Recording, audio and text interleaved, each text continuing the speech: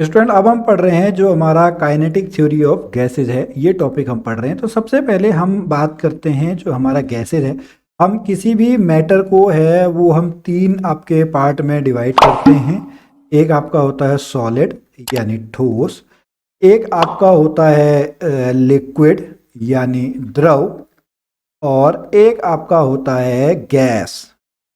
ठीक है, ये तीन हम किसी भी आपका जो मैटर है उस मैटर को हम तीन स्टेट्स में आपका बांट सकते हैं। ये स्टेट्स ऑफ के आपका किसी भी मैटर में होता है। और ये सब हमको पता है कि कोई भी पार्टिकल वो आपका किससे बना है, वो आपका मॉलिक्यूल से मिलके बना है। तो अगर हम सॉलिड्स की बात करें तो वो आपके जो मॉलिक्यूल्स हैं, जो एटम्स हैं, वो आपके इस तरीके से क्या रहते हैं, टाइटली पैक्ड आपके रहते हैं। ठीक है, ये आपके पैक्ड रहेंगे। और यहाँ पर ये थोड़ा सा आपका क्या होते हैं, थोड़ा सा आपका दूर दूर होते हैं, लेकिन यहाँ पर आपका क्या होता है, इनके बीच में बहुत ज़्यादा आपकी क्या होती है, दूरी होती है। अब यहाँ पर अगर हम इसकी वॉल्यूम की यानी आयतन की बात करें तो वॉल्यूम आपका फिक्स है, और जो शेप है वो भी आपका, उसका आकार है वो भी क्या है, वो भी आपका फिक्स है। जो नेक्स्ट लिक्विड वाले केस में चलते हैं, यहाँ पे जो आयतन है वो आयतन आपका क्या है, वो आयतन वॉल्यूम वो फिक्स है, बट शेप उसका फिक्स नहीं है। आप जैसे किसी भी लिक्विड को, किसी भी आप द्रव को जिस भी वेसल में डालेंगे, जिस भी बर्तन में डालेंगे, उसी का आकार क्या है, उसी का आकार ले लेता है। जो आपका गैस है, गैस के केस में ना तो वॉल्यूम फिक्स रहता है, न ही आपका शेप फिक्स रहता है। ठीक है, अब यहीं पर जो आपका काइनेटिक थ्योरी आई, ये आपका क्या आया, जो उसका मॉलिक्यूलर बिहेवियर है, जो गैसेज हैं उस गैस के जो आपके मॉलिक्यूल्स हैं, उन मॉलिक्यूल्स का क्या आपका बिहेवियर रहता है, किस तरीके से वो आपके मोशन करते हैं, उसमें क्या क्या चीज़ें होती हैं, वो सब हम जो पढ़ेंगे, वो आपका जो गैसों का अणुगति सिद्धांत है यानी काइनेटिक थ्योरी ऑफ गैसेज है, वो काइनेटिक थ्योरी ऑफ गैसेज में हम आपका क्या करेंगे, काइनेटिक थ्योरी ऑफ गैसेज में हम पढ़ेंगे। ओके, अब यहाँ पर हम समझ लेते हैं कोई भी जो आपका, जैसे हमने इससे पहले यहाँ पे समझा, जो आपके गैस के मॉलिक्यूल्स हैं ये आपके फ्री हैं मूव करने के लिए, ना तो इनका वॉल्यूम फिक्स है, ना ही इनका आपका शेप फिक्स है। तो ये जो आपके मॉलिक्यूल्स हैं ये रैंडमली किसी भी डायरेक्शन में आपके मूव करते रहते हैं। ये क्या करते रहते हैं, आपके रैंडम जो हैं वो रैंडम मूव करते हैं। इस प्रकार की जो आपकी गति होती है उसको हम कौन सी गति बोलते हैं, उसको हम ब्राउनियन गति बोलते हैं। कौन सी गति बोलते हैं, ब्राउनियन गति। ठीक है, ब्राउनियन गति आपका रैंडम किसी भी डायरेक्शन में आपके घूमते रहते हैं, हर समय ये क्या करते रहते हैं, एक दूसरे से कोलाइड करते हैं। चाहे आप कंटेनर से करें जो मॉलिक्यूल्स हैं, या आपस में ही जो मॉलिक्यूल्स हैं वो आपका क्या करते रहते हैं, आपस में कोलाइड करते रहते हैं। और इस वजह से इसमें आपका क्या रहती है, इस मोशन की वजह से, इस मोशन की वजह से इसमें हमेशा क्या रहती है, इसमें आपकी एक ऊर्जा रहती है। इस गति की वजह से इसमें हमेशा क्या रहती है, आपकी हमेशा एक जो है वो ऊर्जा बनी हुई रहती है। ओके, अब यहां पर हम समझते हैं कि जो ये आपका काइनेटिक थ्योरी है इसमें हम क्या क्या चीजें समझेंगे। तो जो आपका ये मॉलिक्यूल्स हैं, इसमें प्रेशर है, इसमें वॉल्यूम है, इसमें टेम्परेचर है। इन तीनों को जब हम कांस्टेंट रखेंगे तो इन पे क्या बिहेवियर आएगा, इनके वजह से आपके क्या क्या चेंजेस होते हैं, वो सब हम पढ़ेंगे। तो आपका जो ये कंटेनर है, ठीक है, ये कंटेनर आपका, इसमें जो गैस मॉलिक्यूल्स हैं ये आपस में टकराते रहते हैं, रैंडम मूव करते रहते हैं। इसी वजह से इसमें जो आपका इसका बिहेवियर बन के आता है वो काइनेटिक बिहेवियर यानी मॉलिक्यूलर बिहेवियर, वो हम आज के इस चैप्टर में पढ़ते हैं। लेकिन उससे पहले हम जो ये गैसेज हैं इसके बारे में कुछ आपका एजम्पशंस ले लें कि ये कौन सी आपकी जो काइनेटिक थ्योरी के जो एजम्पशंस हैं, वो काइनेटिक थ्योरी के क्या क्या एजम्पशंस हैं। ठीक है, एक आइडियल गैस की कंडीशन में तो हम समझ लेते हैं। तो सबसे पहले आपका है molecules of an ideal gas is a point mass with no geometrical dimensions. जो इसके मॉलिक्यूल्स हैं वो एक बिंदु द्रव्यमान होते हैं, वो एक पॉइंट मास आपके होते हैं जिसमें कोई भी ज्यामितीय आयाम नहीं होता है, with no geometrical dimensions. Molecules of an ideal gas is a point mass with no geometrical dimension. एक आदर्श गैस का अणु एक बिंदु द्रव्यमान होता है जिसमें कोई भी आपका ज्यामितीय आयाम नहीं होता है, मतलब उसमें लेंथ, ब्रेथ और आपकी हाइट कुछ भी नहीं होता है। या हम बात करें जो कंटेनर के रेस्पेक्ट में मॉलिक्यूल है उसका जो आपका साइज है वो नेग्लिजिबल साइज का है। ये पहला एजम्पशन है। दूसरा एजम्पशन हमारा कहता है there is no force of attraction और रिपल्सन। ठीक है, गैस के अणुओं के बीच न तो कोई आकर्षण बल होता है, न ही कोई प्रतिकर्षण बल होता है। There is no force of attraction और repulsion between the gas molecules. जो गैस मॉलिक्यूल्स हैं इनके बीच में आपका कोई भी आकर्षण या प्रतिकर्षण बल नहीं होता है। फिर नेक्स्ट है जो पार्टिकल्स हैं वो हमेशा एक कांस्टेंट स्पीड में हैं, वो एक निरंतर गति में हैं, वो निरंतर गति में आपके क्या हैं, चलते रहते हैं। कोई भी आप गैस ले लें, उसके जो मॉलिक्यूल्स हैं वो हमेशा आपका मोशन में रहते हैं। उसके बाद नेक्स्ट आता है मीन फ्री पाथ, माध्य मुक्त पथ। Average distance a particle travels to meet another particle, means जैसे सपोज कीजिए आपका ये है, ठीक है, ये मॉलिक्यूल है, ये मॉलिक्यूल इस तरीके से टकरा रहा है, तो ये मॉलिक्यूल पहले जाके इससे टकराएगा, फिर ये मॉलिक्यूल बाद में जो यही मॉलिक्यूल है फिर ये इससे टकराएगा, फिर यहाँ से टकराने के बाद वो किसी तीसरे से टकराएगा। तो इनके बीच की जो एवरेज वैल्यू है, यहाँ से यहाँ जाने में सपोज करो D1, यहाँ से टकरा के फिर ये D2 पे गया, यहाँ से टकरा के ये D3 डिस्टेंस पे गया, तो इनके बीच की जो एवरेज डिस्टेंस है उसको हम क्या बोलते हैं, उसको हम बोलते हैं free mean path, mean free path. यानी D एवरेज अगर D हम ले लेते हैं तो D is equal to D1 plus D2 plus D3 divided by 3। अगर n के टर्म में आपको लिखना हो तो आप कितना लिख सकते हैं, D1 plus D2 plus dash dash dash dash divided by n। तो ये आपका क्या बन के आएगा, ये आपका फ्री मीन पाथ बन के आएगा, माध्य मुक्त पथ। दोबारा मैं समझाता हूं, average distance a particle travels to meet another particle, किसी गतिमान कण द्वारा दो क्रमिक टक्करों के बीच की चली गई माध्य दूरी को हम free mean path, mean free path आपका हम बोलते हैं। इसका जो फॉर्मूला है उस फॉर्मूले को आप यहाँ पर समझ लेंगे। आपको कहाँ से फॉर्मूला, ये आपको याद करने की जरूरत नहीं है, आपको थोड़ा सा यहाँ पे जो अपना माइंडसेट है वो माइंडसेट आपको चेंज करना होगा, क्योंकि आप कॉम्पिटिटिव एग्जाम्स की तैयारी में जो आप कर रहे हैं वहाँ पर डेरिवेशन आपका नहीं आता है, बल्कि ये क्वेश्चन आ सकता है कि ये किस पे आपका जो है, ये किस पे आपका डिपेंड करता है। तो यहाँ पर जो आपका ये लैम्डा है, ठीक है, ये लैम्डा RT अपॉन √2 पाई D square NA into P, जहाँ पे आपका R क्या है, R आपका गैस कांस्टेंट है, इसको अभी हम बाद में समझेंगे। T टेम्परेचर है, तो अगर हम लैम्डा की बात करें, लैम्डा किसके प्रोपोर्शनल है, टेम्परेचर के प्रोपोर्शनल है, फ्री मीन पाथ। ओके, और जो आपका ये P है, लैम्डा है, वो किसके इन्वर्सली प्रोपोर्शनल है, वो P के आपके इन्वर्सली प्रोपोर्शनल है, यानी प्रेशर जो है प्रेशर के इन्वर्सली प्रोपोर्शनल यानी व्युत्क्रमानुपाती है। ये आपके तापमान के क्या हो गया, तापमान के आपका समानुपाती है, और ये आपका यहाँ पे क्या है, ये आपका इसके व्युत्क्रमानुपाती है। तो ये आपको यहाँ पे क्वेश्चन याद रखना है। क्वेश्चन आपका बन के आ सकता है कि जो आपका मीन फ्री पाथ है वो टेम्परेचर से किस प्रकार रिलेटेड है, proportional to T, proportional to T square, proportional to 1/T या T क्यूब। तो वहां पर आपको ध्यान देना है कि लैम्डा किसके प्रोपोर्शनल होता है, जो फ्री मीन फ्री पाथ है वो आपका टेम्परेचर के समानुपाती आपका होता है। फिर नेक्स्ट एजम्पशन, ये बहुत इंपॉर्टेंट है, यहाँ से मैक्सिमम जो क्वेश्चन है ये क्वेश्चन यहाँ से बनने के चांसेस है, तो इसको आप याद रखेंगे। किसी भी जो गैस है उसकी काइनेटिक एनर्जी वो किस वजह से है, उसमें मोशन की वजह से है, उसमें जो आपकी गति है उस गति की वजह से, उस मोशन की वजह से गैसेस के मॉलिक्यूल्स में आपकी काइनेटिक एनर्जी आपकी होती है। वो किसके प्रोपोर्शनल होती है, वो आपका टेम्परेचर के प्रोपोर्शनल होती है। जो काइनेटिक एनर्जी है, काइनेटिक एनर्जी जो है वो टेम्परेचर के प्रोपोर्शनल है। इस पॉइंट को आप याद रखेंगे। मतलब अगर आप टेम्परेचर को इंक्रीज करेंगे तो जो आपका काइनेटिक एनर्जी है वो भी आपकी क्या हो जाएगी, इंक्रीज हो जाएगी।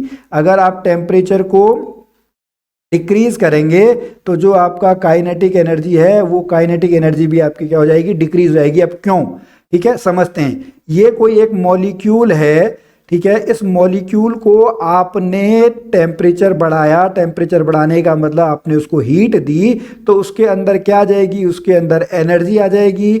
उस एनर्जी से उसकी स्पीड क्या है, उसकी स्पीड आपकी क्या हो जाएगी, बढ़ जाएगी। अगर स्पीड बढ़ जाएगी तो उसकी काइनेटिक एनर्जी भी क्या हो जाएगी, उसकी काइनेटिक एनर्जी भी आपकी बढ़ जाएगी। तो यहाँ पर आप याद रखेंगे ये पॉइंट कि किसी भी गैस में, जो आइडियल गैस के केस में आपकी कंडीशन की हम बात करें, तो जो आपका काइनेटिक एनर्जी है, kinetic energy is directly proportional to the temperature of gas. Kinetic energy of a gas is directly proportional to the temperature of a gas. Okay, ये आप याद रखेंगे। नेक्स्ट हम चलते हैं। Collisions are perfectly elastic. ये पूरे के पूरे जो आपका कोलिजन्स हैं ये आपके इलास्टिक हैं, प्रत्यास्थ आपके हैं। मैंने आपको बताया कि जो आपका गैस मॉलिक्यूल्स हैं वो आपका क्या करते रहते हैं, वो आपस में टकराते रहते हैं, वो कंटेनर के साथ टकराते हैं। लेकिन जो ये कोलिजन्स हैं, ये कोलिजन्स आपके क्या हैं, ये कोलिजन्स प्योरली आपके परफेक्टली क्या होते हैं, परफेक्टली आपके इलास्टिक आपके कोलिजन्स होते हैं। और इसकी वजह से क्या होता है, इलास्टिक होने की वजह से collisions do not change the energy और मोमेंटम ऑफ द पार्टिकल्स।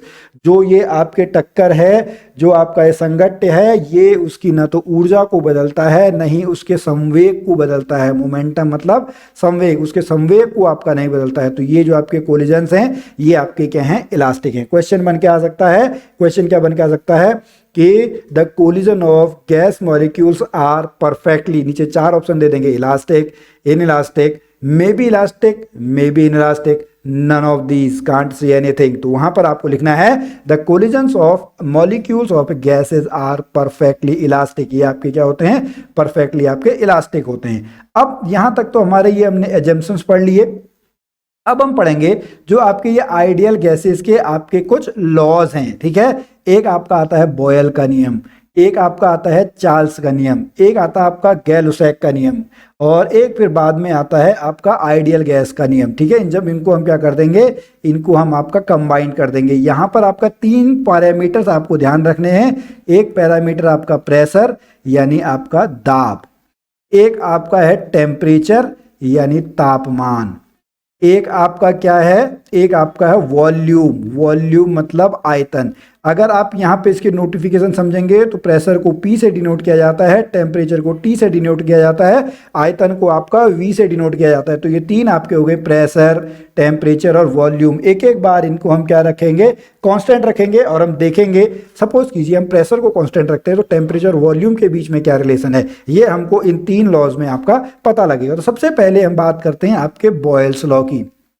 इसकी बात करी हमने, जब बॉयल्स लॉ की बात करी तो बॉयल्स ने आपका क्या बताया, आप तापमान को, टेम्परेचर को आप कांस्टेंट रखें, टेम्परेचर को आप स्थिर रखें, तो आपका जो P है ये आपका किसके प्रोपोर्शनल होता है, P आपका 1/v के प्रोपोर्शनल होता है, P प्रोपोर्शनल 1/v। तो यहां से जब आप करेंगे PV इज इक्वल टू क्या बन के आ जाएगा, PV इज इक्वल टू आपका कांस्टेंट बन के आ जाएगा, यानी क्या बन के आ जाएगा, P1V1 is equal to P2V2। ये आप याद रखेंगे कब, जब आपका टेम्परेचर क्या हो, किसी गैस का टेम्परेचर जब कांस्टेंट हो, तो P1V1 बराबर P2V2। ये आपका किसने बताया, ये हमें बॉयल्स ने बताया। उसके बाद सेकंड जो लॉ है वो आपका किसने बताया, वो हमको चार्ल्स ने बताया।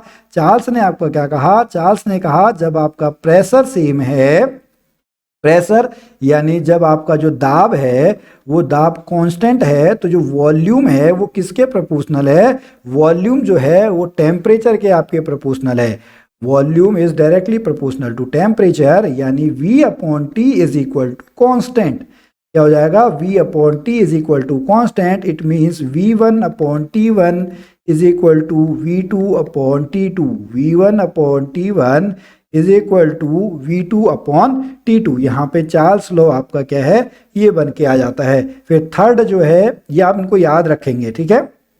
नेक्स्ट आपका लॉ क्या कहता है, गैलुसैक लॉ आपका क्या कहता है, जब आपका वॉल्यूम, ठीक है, जब आपका जो आयतन है वो आयतन आपका स्थिर रहे, कांस्टेंट रहे, तो जो P है वो किसके प्रोपोर्शनल होता है, वो टेम्परेचर के प्रोपोर्शनल होता है, P प्रोपोर्शनल टू टेम्परेचर, यानी P/T is equal to constant, ठीक है। यानी P1/T1 is equal to P2/T2। ये आपका गैलुसैक लॉ है, ये गैलुसैक लॉ आपका बन के आ जाता है। फिर हम इनको क्या करते हैं, हम इनको जब आपका कंबाइन कर देंगे तो कंबाइन करने के बाद आप देखेंगे P1V1/T1 is equal to P2V2/T2। जो ऊपर के तीनों लॉज हैं, बॉयल्स, चार्ल्स और गैलुसैक लॉ, उनको जब हम कंबाइन कर देंगे तो ये आपका इस तरीके से बन के आ जाएगा। या हम बात करेंगे जो PV/T है वो आपका क्या बन जाएगा, वो आपका कांस्टेंट बन जाएगा। वहीं से आपका जो आइडियल गैस का आपका लॉ है, आदर्श गैस का नियम है, वो आपका बन के आ जाता है PV is equal to NRT, इसको आप बड़े अच्छे तरीके से याद करेंगे। ठीक है, इसको आप याद कर लें और यहाँ पे आपको वैल्यूज जो हैं वो वैल्यूज भी याद रखनी है, जहाँ पर P आपका क्या है, P आपका दाब है, V क्या है, वॉल्यूम है, N क्या है, नंबर ऑफ मोल्स हैं, R क्या है, आदर्श गैस नियतांक है, गैस कांस्टेंट, R क्या है, आदर्श गैस नियतांक। ठीक है, और ये क्या है, मोलों की संख्या, ये नंबर ऑफ मोल्स क्या है, मोलों की संख्या। ठीक है, और R की जो वैल्यू है, ये वैल्यू आप याद रखेंगे, R की वैल्यू कितनी है, 8.3, आप इतना याद कर लें, into 10⁻³ newton metre kilogram molecule -1 पर केल्विन -1। यहाँ पर आप अगर ये किलो हटा देते हैं तो आप इसको भी आप हटा देंगे, बहुत सारी बुक्स में आपको ये दिया हुआ है, R is equal to 8.3 newton metre, ठीक है, पर मोल पर केल्विन। ओके, तो ये आपको यहाँ पे इस तरीके से दिया हुआ है, इसका भी जो आप ये है, इसकी वैल्यू को आप याद कर लेंगे, क्योंकि आपको क्वेश्चंस में ये वैल्यू आपकी क्या आएगी, क्वेश्चंस में ये वैल्यू आपकी काम आएगी, R इज इक्वल टू 8.3। उसके बाद नेक्स्ट हम चलते हैं, यहाँ पर आपको मुझे लगता है कि आपको चीज़ें समझ आ गई होंगी। फिर हम चलते हैं अपना नेक्स्ट जो है वो है हमारा root mean square speed of a gas, यानी वर्ग माध्य मूल वेग। मतलब जैसे मैंने आपको बताया कि आपका जो एक गैस है वो कंटेनर में रखी हुई है, वो आपस में टकरा रही है, लेट एक की स्पीड V1, एक की स्पीड V2 है, एक की स्पीड V3 है, तो इनका जो आपका वर्ग माध्य मूल आएगा वो आप जस्ट अपोजिट करेंगे। सपोज कीजिए एक जैसे V1, V2 और V3 है, सबसे पहले आप इनका क्या करिएगा, सबसे पहले आप इनका स्क्वायर निकालिएगा, स्क्वायर आपने कर दिया, फिर आप इनका मीन मतलब एवरेज वैल्यू करने के लिए प्लस करते हैं, डिवाइडेड बाय ऑफ नंबर करते हैं, फिर उसके बाद इसका क्या निकाल देंगे, आप रूट निकाल देंगे। तो जो आपका square root of mean of square of the velocity of individual gas molecules, gas अणुओं के वेग के वर्गों के माध्य का वर्गमूल, ठीक है, वो आपका क्या बन के आएगा, वो आपका रूट मीन स्क्वायर का। इसको हम किससे डिनोट करते हैं, इसको हम VRMS से डिनोट करते हैं। किससे डिनोट करते हैं, इसको हम VRMS से है उसको डिनोट करते हैं। फॉर्मूला आपका क्या बन के आएगा, VRMS is equal to √V1 square plus V2 square plus V3 square plus dash dash VN square divided by N, जहां पर ये क्या है, इंडिविजुअल जो आपके मॉलिक्यूल्स हैं उनकी आपकी वेलोसिटी है, ये आपका RMS वैल्यू आएगा। अब इसमें आपको जो याद करना है वो ये याद करना है, ये बहुत इंपॉर्टेंट है, इसको आप याद कर लेंगे। ठीक है, तो जो रूट मीन स्क्वायर वैल्यू है, तो नॉर्मल फॉर्मूला आपका ये फॉर्मूला बन के आएगा, लेकिन टेम्परेचर पे, प्रेशर पे किस तरीके से डिपेंड करता है, वो आपका आएगा VRMS is equal to √3P upon rho. ठीक है, VRMS is equal to 3P upon rho, where P is equal to आपका क्या होता है, P आपका दाब होता है, प्रेशर क्या होता है, P आपका होता है प्रेशर, रो आपका क्या होता है, रो आपका होता है घनत्व। ठीक है, यानी डेंसिटी। ठीक है, इस फॉर्म में आप नहीं लिखना चाहो तो आप इस फॉर्म में आप इसको लिख सकते हो, PV is equal to NRT, ये इसी फॉर्मूले से आपका डिफाइंड है।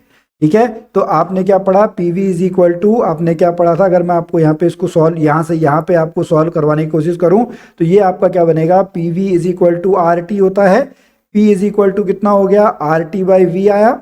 ठीक है, उसको आप यहाँ पे पुट कर देंगे तो कितना हो जाएगा, 3RT अपॉन V। ठीक है, डेंसिटी आपका कितना होता है, डेंसिटी होता है मास अपॉन वॉल्यूम, इससे ये वॉल्यूम से वॉल्यूम कट गया तो 3RT अपॉन M।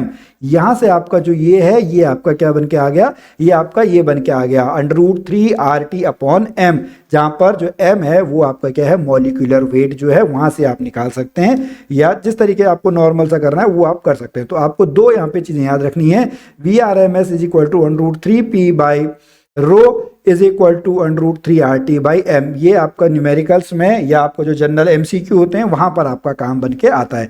अब यहाँ पर हम देखेंगे R क्या है, R आपका आदर्श गैस नियतांक है, M उसका मॉलिक्यूलर वेट है, तो T पे डिपेंड करेगा, T आपका क्या है, तापमान।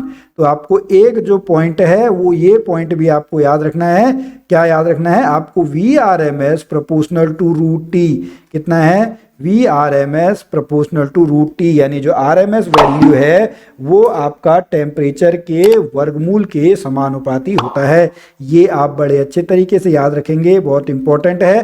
क्वेश्चन जो हैं वो आपके हैं वो यहीं से आपका बन के आते हैं। यहीं से आप अगर एक चीज़ और देखना चाहें, इसी से कभी कभार आपको जो प्रेशर के ऊपर भी क्वेश्चन बन के आ जाता है, तो वो आप इस फॉर्मूले से यहाँ से लेके यहाँ तक, इससे भी आप कर सकते हैं। P is equal to 1/3 rho we R M S का स्क्वायर, ये भी आप कर लेंगे, ये इसी से बन के आएगा। ठीक है, आप स्क्वायर कर देंगे तो v square is equal to 3P by rho, rho ऊपर चला जाएगा तो rho we R M S का स्क्वायर, 3 नीचे आ जाएगा तो pressure P is equal to 1/3 rho we R M S का स्क्वायर। यहीं से अगर हम काइनेटिक एनर्जी की बात करें, काइनेटिक एनर्जी आपकी कितनी जाती है, half rho we R M S का स्क्वायर, कितना आ जाता है 1/2 rho we R M S का स्क्वायर। ये इसकी काइनेटिक एनर्जी जो है वो भी बन के आ जाती है। अब आता है आपका ग्राहम लॉ ऑफ डिफ्यूजन। ठीक है, ग्राहम का विसरण नियम। विसरण, सबसे पहले विसरण को हम समझते हैं।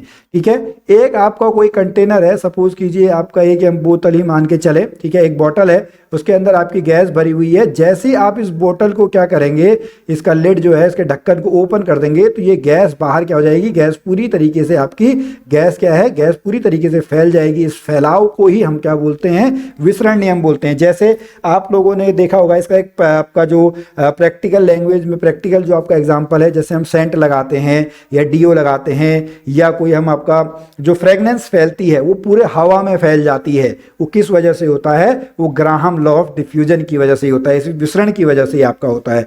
तो the rate of diffusion of a gas is inversely proportional to the square root of molecular weight. Gas के जो प्रसार की दर है वो उसके आणविक भार के वर्गमूल के व्युत्क्रमानुपाती होती है। V प्रोपोर्शनल टू √1/m, ये आप याद रखेंगे, कहीं पर आपसे पूछा जा सकता है। तो ग्राहम का विसरण नियम भी आपको समझ में आ गया। ये आपका कहाँ से आया, अगर हम टेम्परेचर को कांस्टेंट रख दें, ठीक है, क्या किसी भी गैस में जब टेम्परेचर कांस्टेंट है तो उसकी जो एनर्जी है वो एनर्जी आपकी क्या होगी, काइनेटिक एनर्जी सेम होगी, यानी half m1v1 square is equal to half m2v2 square.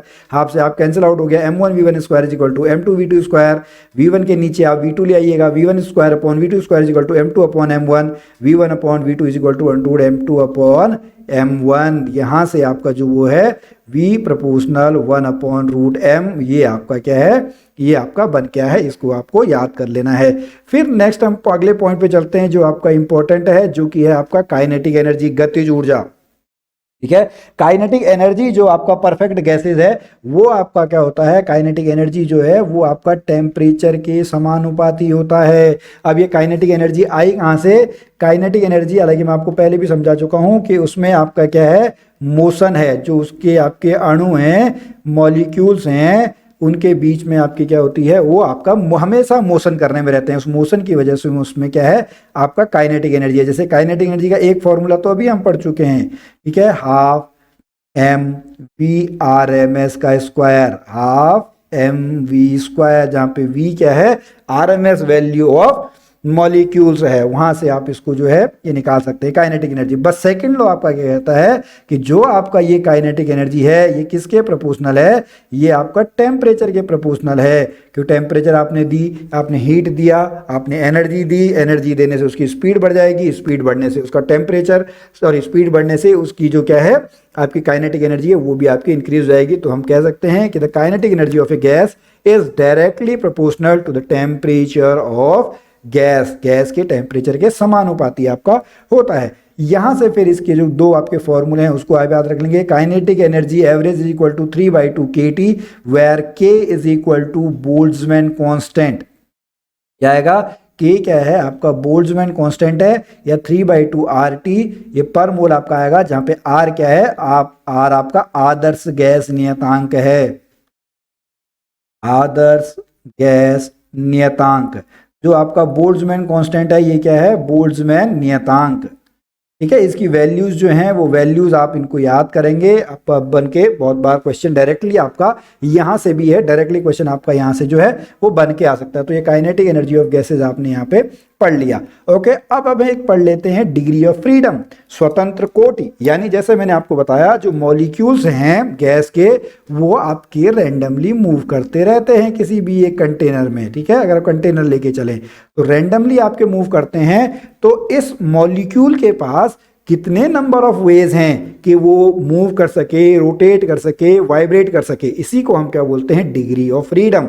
What is degree of freedom? Degree of freedom is the number of ways of A molecule in the gas space में move, rotate और vibrate in space. वो आपके इस वातावरण में, आपका space में कितने तरीके से आपका घूम सकता है, रोटेट कर सकता है या फिर आपका वाइब्रेट यानी कंपन कर सकता है, उसको हम डिग्री ऑफ फ्रीडम्स बोलेंगे। यहां पर जो आपके चेंजेस आते हैं वो आते हैं आपके monoatomic gas, diatomic gas, triatomic gas या लीनियर ट्राई एटॉमिक गैस। जैसे मोनो एटॉमिक गैस आपका आता है हीलियम, इनका जो डिग्री ऑफ फ्रीडम है वो आपका कितना है, वो आपका डिग्री ऑफ फ्रीडम 3 है।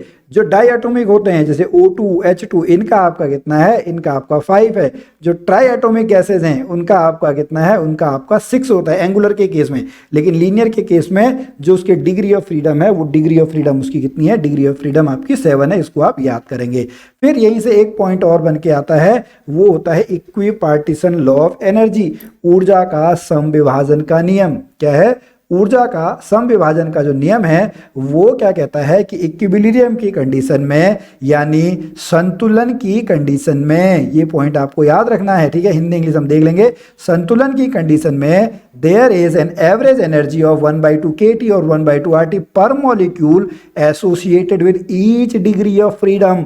मतलब एक डिग्री ऑफ फ्रीडम के लिए जो पर मॉलिक्यूल आपकी एनर्जी है वो आपकी कितनी है, 1/2 kT है या 1/2 आपकी RT है। संतुलन में एक प्रणाली के लिए 1/2 kT और 1/2 RT प्रति अणु की औसत ऊर्जा स्वतंत्रता की प्रत्येक डिग्री से आपकी क्या है, जुड़ी रहती है। यदि किसी अणु की स्वतंत्र कोटि n है तो उसकी कुल ऊर्जा इस प्रकार दी जाती है, E = n 1/2 kBT। इसको आप याद रखेंगे। अब यहीं से हम बात करते हैं, ठीक है। अभी मैं आपको इसको दिखा दूंगा लेकिन पहले हम खुद एक बार सॉल्व कर लें, ठीक है। तो जो मोनो एटॉमिक गैस है इसकी आपकी एनर्जी कितनी होगी, 3 × 1/2 RT, 3/2 RT। इसकी कितनी होगी, इसकी होगी 5/2 RT, 6/2 RT। इसकी कितनी होगी, 7/2 RT या KBT के फॉर्म में, जिस भी फॉर्म में आप लिखना चाहो, ठीक है। तो अब आपका आगे देखिए, मोनो एटॉमिक 3/2, 5/2, 6/2, 7/2। तो ये आप क्या है, इनको आप याद कर लेंगे। मोनो एटॉमिक गैस के लिए डिग्री ऑफ फ्रीडम कितनी होती है, डाई एटॉमिक के लिए, एंगुलर ट्राई एटॉमिक के लिए, लीनियर ट्राई एटॉमिक गैसेस के लिए आपकी डिग्री ऑफ फ्रीडम और उसकी जो एनर्जी है वो टोटल एनर्जी आपकी कितनी होती है। यहां तक हमने जो है वो बेसिक सा जो आपका पॉइंट है वो बेसिक से पॉइंट्स हमने आपके पढ़ लिए हैं। इसके बाद जब हम पढ़ेंगे आपके इस पर बेस्ड हम कुछ आपके न्यूमेरिकल्स करेंगे। आप इस न्यूमेरिकल को तब तक आप देख लीजिएगा। इस न्यूमेरिकल को हम जब अगले लेक्चर में वहाँ पे कवर करेंगे तब हम इनके जो MCQ हैं उसको हम करेंगे। नहीं तो आज हमने जो kinetic energy of perfect gases है वो पढ़ लिया, RMS speed of gas molecule पढ़ लिया, डिग्री ऑफ फ्रीडम पढ़ लिया, laws of equipartition of energy ये हमने पढ़ लिया, मीन फ्री पाथ हमने पढ़ लिया है। यहाँ तक हम जो है ये टॉपिक कंप्लीट कर चुके हैं। अगर स्टूडेंट आपको कोई कंफ्यूजन है तो आप मुझसे पूछ सकते हैं, नहीं तो आप दोबारा से इसको आप रिवाइज कर लीजिएगा। हम मिलेंगे फिर आपसे अगली वीडियो में। तब तक के लिए जय भारत, जय उत्तराखंड।